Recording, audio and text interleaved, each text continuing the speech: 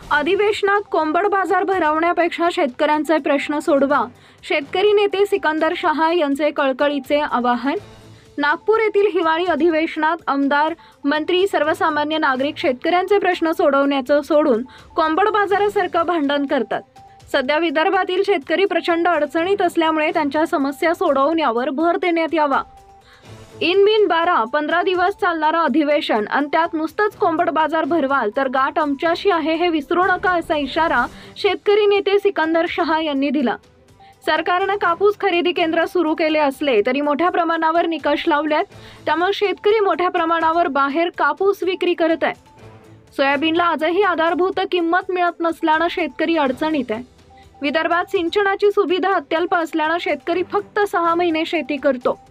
सिंचनाची सुविधा वाढवल्यास विदर्भाचा शेतकरी वर्षभर पीक घेऊ शकतो, त्या अनुषंगाने अधिवेशन चर्चा करण्यात यावी। शेतकऱ्यांचं वीज बिल अजूनही माफ करण्यात आलेलं नाही। शेतकऱ्यांना 24 तास वीज मिळावी याकरता निर्णय घेण्याचं आवाहन सुद्धा सिकंदर शहा यांनी केलंय। देवेंद्र फडणवीस हे पूर्वेपासून सोयाबीनला 6000 भाव मिळावा याकरता ओरड करत आलेले आहेत, मात्र 3 वेळा मुख्यमंत्री बनल्यानंतर ते यावर काहीच बोलत नाहीत। शेतमालाला चांगला भाव मिळावा याकरता केंद्र सरकारवर दबाव निर्माण करणं गरजेचं आहे। शेतमाल नुकताच दुसऱ्या देशातून माल आयात केला जातो, यामुळे शेतीमालाचे भाव पडतात आणि शेतीबाबत ध्येयधोरण ठरवणं गरजेचं असून याबाबत अधिवेशनात विशेष चर्चा करण्याची मागणी सुद्धा त्यांनी केलेली आहे। आपल्या शेतात नेमकं कुठलं पीक घेतलं पाहिजे याबाबत शेतकऱ्यांना मार्गदर्शन केलं जात नाही। सरकारने शेतकऱ्यांना मार्गदर्शन करणारी नीती अंमलात आणावी। बाजारात कोणत्या पिकाला चांगला भाव तसेच मागणी आहे याबाबत अभ्यास करून शेतकऱ्यांना मार्गदर्शन करायला पाहिजे। विदर्भात 65% नागरिक शेतीवर अवलंबून असताना सरकार शेती उद्योगाकडे गंभीरतेने बघत नाही। शेतकऱ्यांचे अनेक प्रश्न प्रलंबित असताना यावरी हिवाळी अधिवेशनात चर्चा न करता कोंबड बाजारासारखे वाद केले जात असल्याचा इतिहास आहे।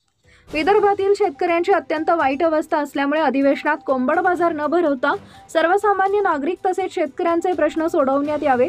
विरोधी पक्षाचे कमी आमदार निवडून आलेले असल्यामुळे त्यांच्या मागण्यांकडे दुर्लक्ष करण्यात येऊ नये।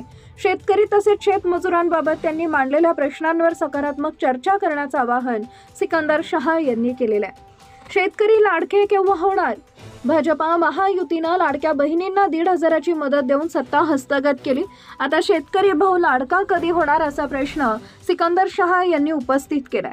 शेतीमालाला भाव, विजेची समस्या, बाजारपेठ, सोयीस्कर पत पुरवठा यांसह सर्व समस्यांचं निराकरण करून लाडका शेतकरी धोरणाची अंमलबजावणी करण्याची मागणी सिकंदर शहा यांनी केलेली आहे। Subscribe now and press the bell icon. Never miss an update.